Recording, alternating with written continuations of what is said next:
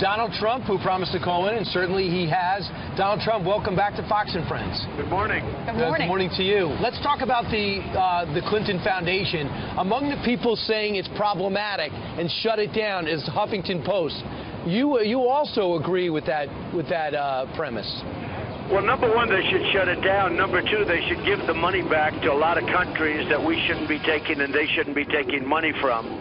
Countries that influenced her totally. And also countries that discriminate against women and gays and everybody else. I mean, that money should be it should be given back. They should not take that money. Honestly, do you think that'll happen? It should happen, whether or not it will. They're very greedy people, so maybe it won't, but it should happen. I see that your campaign just sent out a statement a few minutes ago regarding this, and you're right. It is now clear the Clinton Foundation is the most corrupt enterprise in political history. You know, there are a lot of people who are not up to speed on what the Clinton Foundation's been doing that you feel is illegal.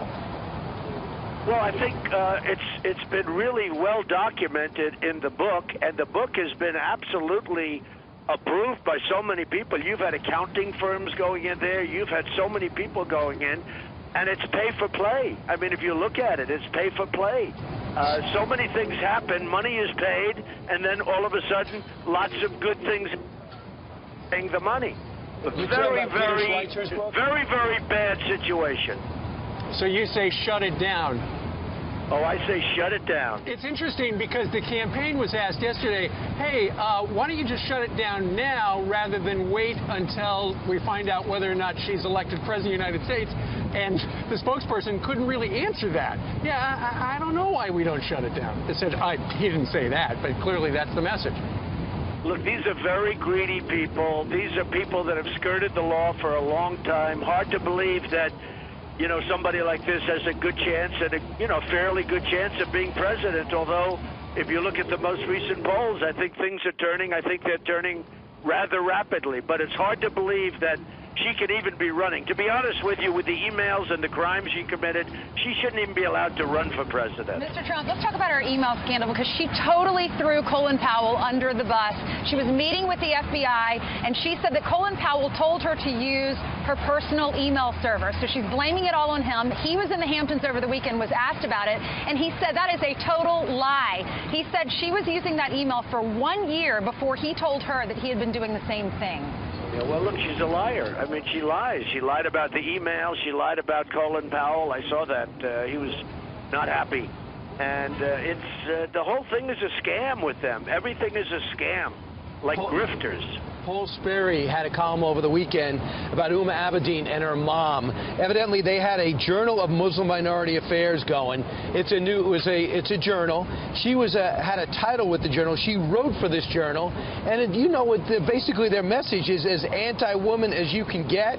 You understand? They were talking about how it's better for a woman to be subservient to a man. It goes on and on and on. And today, the Clinton camp answered and said her name was just on there. She didn't really do anything. She had no formal role, as the exact quote, of the Radical Muslim Journal. And her mom's the editor, is that right, Brian? Yeah. Well, you know, it's interesting because, of course, that's terrible and it shouldn't happen, and it's a lie. It's another lie that they tell. But what about the fact that Huma Abedin, who knows every single thing about Hillary Clinton, she knows more about Hillary than Hillary knows, and she's married to a pervert sleaze named Anthony Weiner, who will send anything that he has out over Twitter or any other form of getting it out. I mean, she's married to Anthony Weiner. She knows everything that Hillary Clinton is doing, and she's married to a guy that has no control over himself. Of course, if this was a story that involved somebody with the last name of Trump, it would be a big story in the mainstream media, but because it's on the political left, not so much, right? If this were Trump, it would be so big, you would call up and you would say, I'm so sorry for you. Isn't that sad? All right, let's talk a little bit about your weekend. You had a meeting at Trump Towers with a number of Hispanic leaders, and then BuzzFeed, the next hour or two, had a headline, in reversal, Trump indicates to Hispanic leaders openness to legalization for immigrants.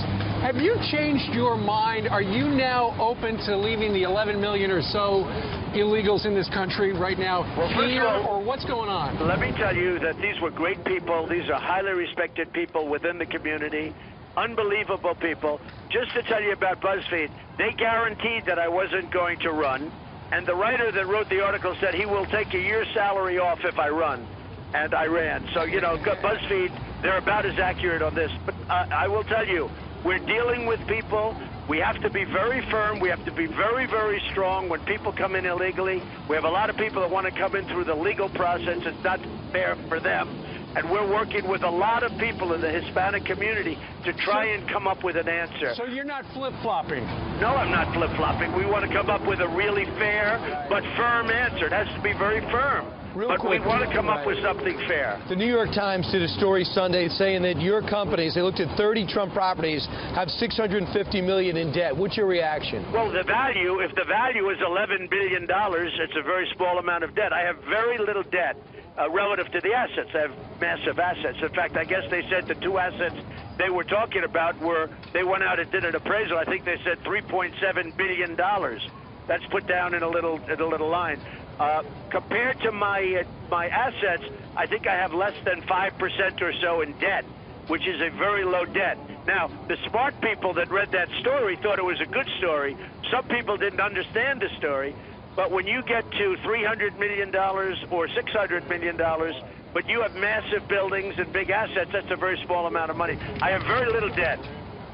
All right. Mr. Trump, thanks for joining us. I know you're heading to Austin tomorrow for another town hall, and I will be there with you. So thanks for that interview and for joining us this morning. That's great. Appreciate it. See you tomorrow. Thank you.